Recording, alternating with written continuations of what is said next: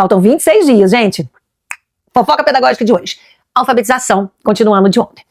Pessoal, a minha paixão pela alfabetização começou lá no magistério. Eu sempre amei alfabetização e sempre troquei qualquer coisa por ela. Inclusive, lá em 1985, eu comecei a trabalhar no Jardim 2, numa escola particular aqui no Colégio das Irmãs, aqui na minha cidade. Fiquei 2 meses, apareceu uma vaga para alfabetizar 7 alunos na periferia, onde eu tinha que acordar 10 para 6 da manhã para pegar um ônibus. Gente, era um horror. Mas eu troquei, vocês acreditam? Minha mãe quase surtou. Como assim? Você vai deixar uma escola particular boa pra ir pra periferia, acordar cedo? E eu já fazia faculdade à noite. Eu falei, mãe, mas é alfabetização. Fui, não me arrependo, amei. Só que a história eu vou contar é como foi essa minha experiência lá nessa escola, que era na periferia da cidade, num bairro que hoje chama Jardim das Colinas, mas naquela época a gente chamava de Açude. E lá tinham 2 turmas de primeira série. Uma com 17 alunos e outra com 8 alunos. Aí eu estranhei. Cheguei lá de 17 alunos, ia com a professora, e a de 8 alunos eu fui contratada para isso. Gente, eu tinha acabado de fazer 18 anos. Eu era novinha, tinha acabado de sair do magistério, estava começando a faculdade, imagina. E aí a diretora chegou em mim, muita gente boa, beijo pra diretora lá, pra Tânia. Ela chegou em mim e falou assim, Ana, é o seguinte, você não precisa muito se preocupar, porque essas crianças, elas não aprendem. Já foi feito de tudo com elas aqui na escola, a gente já tentou de tudo, elas não aprendem. São crianças que estão repetindo a primeira série. Na época era a primeira série, né? Tá repetindo a primeira série 2, 3, 4, 5 vezes. Então eram 8 crianças com idades variadas. Eu tinha criança desde 8 anos até 12 anos, tá? São crianças repetentes de primeira série. Mas aí ela falou assim, não precisa ficar preocupada, senão você vai falar, nossa, comigo não tá aprendendo. Não, é tranquilo, pode ficar sossegada, porque a gente sabe como que são as crianças, a gente não vai te cobrar nada. Aqui, ó, me entregou um pacote de cartilha, Caminho Suave. Aí eu peguei a cartilha, né? Falei, beleza. Peguei a cartilha, e na época, gente, as salas, eu dava aula numa casa do outro lado da rua. Era uma pobreza. Então tinha a escolinha, né, que era uma casa. Como ali não cabia mais turmas, eles alugaram uma outra casa, que caía quando chovia mais dentro da sala do que fora, mas era lá que eu ia com as crianças. Então eu pegava a criançadinha naquele frio do cão, ia lá pra outra sala. Cheguei lá, bonitinho, com a cartilha, as crianças, tia, deixa que eu distribuo. Beleza, aí eles deram pra cada um.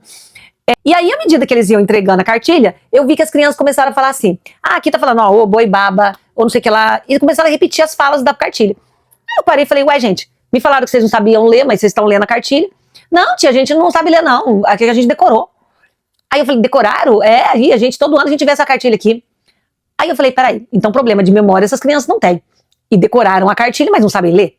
Aonde que tá o problema? Alguma coisa aí não tá encaixando. Aí eu fui no final do dia, peguei todas as cartilhas, levei pra diretora, falei, agradeço imensamente, mas eu não vou trabalhar com essas cartilhas, não. Aí ela falou, ué, o que você vai fazer? Eu falei, ainda não sei o que eu vou fazer, mas com isso aqui eu não vou trabalhar, não. Porque eles já sabem, eles decoraram isso aqui. Eu quero dar uma novidade pra eles. Aí eu fui à noite na faculdade, atrás de uma professora minha, que já tá lá no céu olhando por mim, que eu amava de paixão e amo até hoje, seja onde tiver, que é a Cristina Abraão. E a Cristina, ela era muito top, muito boa professora. E amava muito o magistério, a educação. E aí eu falei, professora, contei a história pra ela, tô apavorada, o que eu faço? Aí ela falou assim, Ana, eu tenho 2 alternativas para você. Uma é que quando eu estava lá no Nordeste, me entregaram um livro lá que eu vi e eu trouxe comigo e vou te dar de presente, que chama Método Dom Bosco.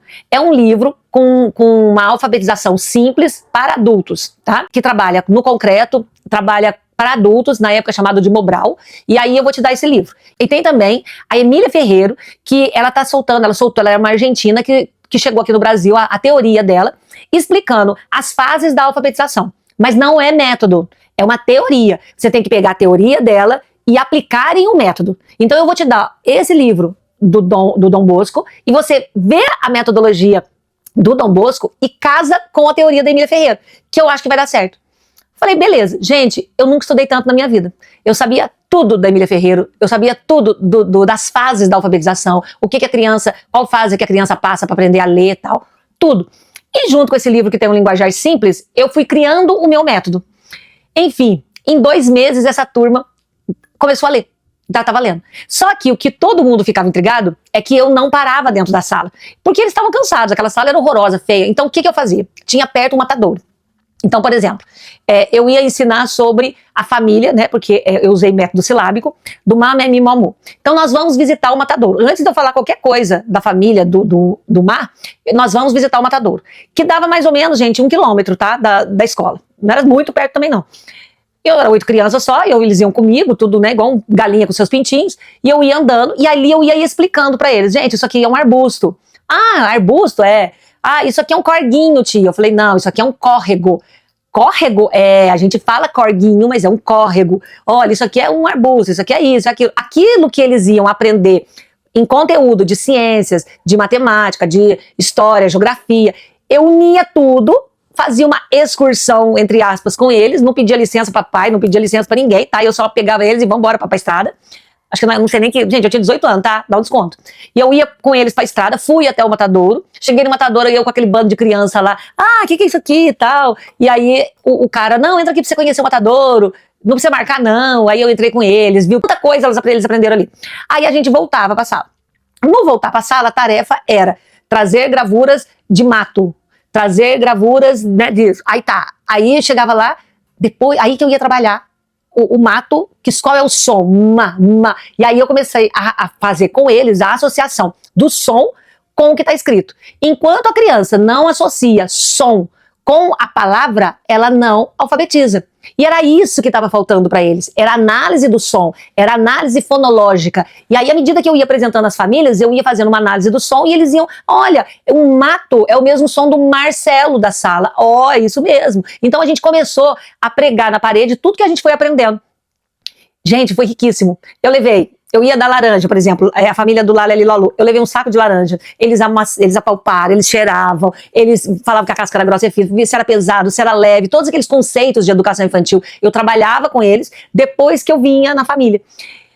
Enfim, em 2 meses a minha turminha estava lendo. E a turma boa de 17 alunos não estava lendo ainda. Deu um pequeno problema na escola, porque afinal de contas, como assim uma turma de 9 anos de aluno que não aprendia, que ninguém queria dar aula para eles, que eram os problemáticos da escola, aprenderam a ler e os bons não aprenderam a ler. E aí a diretora, no outro ano, falou assim, não, a turma boa ano que vem tá com a Ana, porque pensa bem, se a Ana conseguiu fazer isso com a turma ruim, olha que dó. O que ela não vai fazer com a turma boa? Eu falei, não, talvez se eu tivesse com a turma boa eu não tinha feito nada. Por quê? O que me move até hoje são os desafios, são as dificuldades. Eu sei que essa turma me marcou muito, muito. Eu amo até hoje, eu queria tanto saber como eles estão hoje. Tinha o Luizinho, tinha a Luciana, tinha o Marcelo, enfim.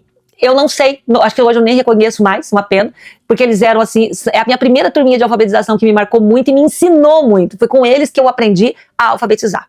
E você, que é alfabetizadora, você tem alguma história assim, legal para contar? Você tem, o que a alfabetização te marcou? Por que você escolheu a alfabetização? Muito legal, né? Conta aqui pra mim que eu quero saber. E se você gostou desse vídeo, desse conteúdo, eu sou Ana Maria, do canal Dia a Dia na Escola. Compartilha esse vídeo, vai lá no Dia a Dia, lá na vizinha, no canal, me segue lá também. E comenta aqui que eu quero saber como que é a sua experiência de alfabetização. Beijo no coração.